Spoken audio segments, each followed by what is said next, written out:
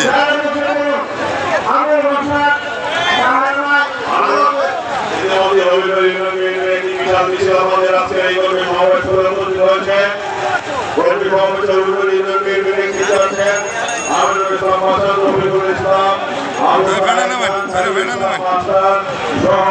যারা এসেছেন সবাইকে একত্র করার জন্য বিনীতভাবে অনুরোধ জানাচ্ছি।